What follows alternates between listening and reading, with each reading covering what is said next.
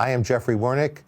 I started buying Bitcoin in 2009, and I would like to explain what I think most people get wrong about cryptocurrency.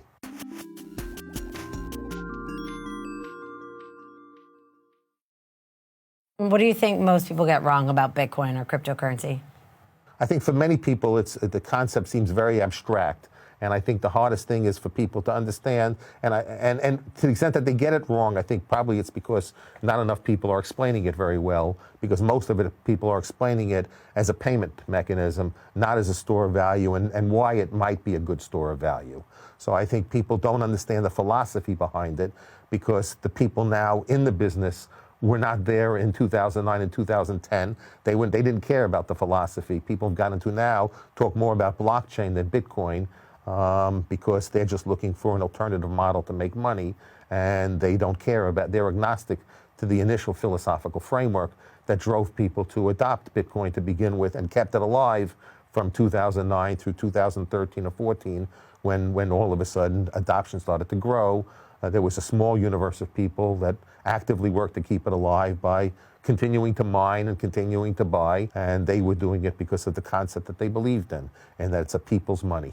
And even what I told you years ago, when I said, if you buy crypto, all you got to sit back and think about is, don't think about how it's going to be priced today or tomorrow. First, be prepared to lose everything you invest in, and wait for 5 years, and don't even think about trading it. If Bitcoin's alive in 5 years, it's going to be significantly higher than it is the day you buy it.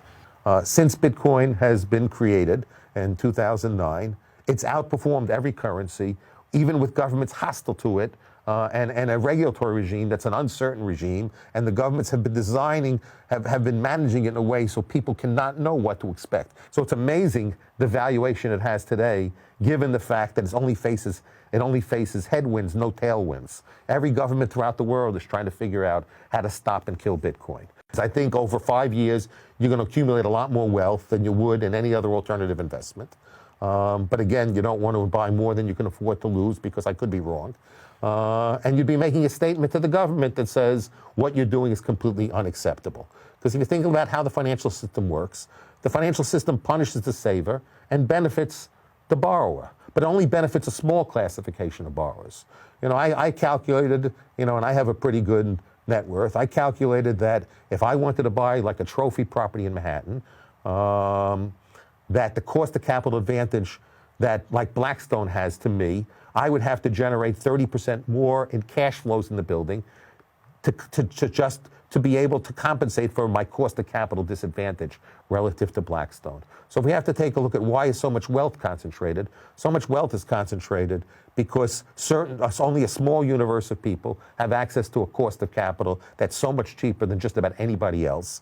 And that cost of capital difference is so great that basically it means that they can win every bid on any asset that they're interested in buying. And so there's no competition for buying the best assets, because only a small group of people have access to the type of cost of capital that's essentially zero in nature. And that's a product of this financial system. It's a product of the government policy. It's a product of the tax code. So right now, it used to be you can accumulate some wealth through the power of compound interest. But at zero interest rates, you can't compound any wealth anymore unless you want to take the risk of going into the markets. And everywhere, everybody is warning that the markets might be overvalued.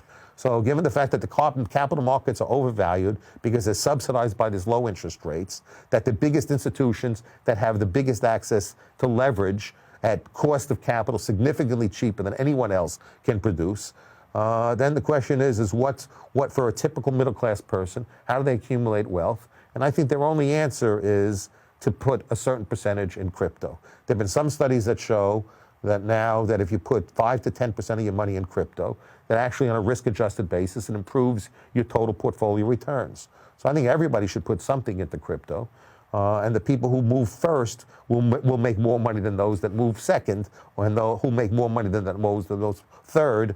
And eventually, when crypto is broadly adopted, then people will start using it as an exchange, and it will no longer be volatile in pricing. It'll be stable in pricing. But I want to think about it clear is a lot of the volatility in pricing has to do with uncertainty on government policy towards it.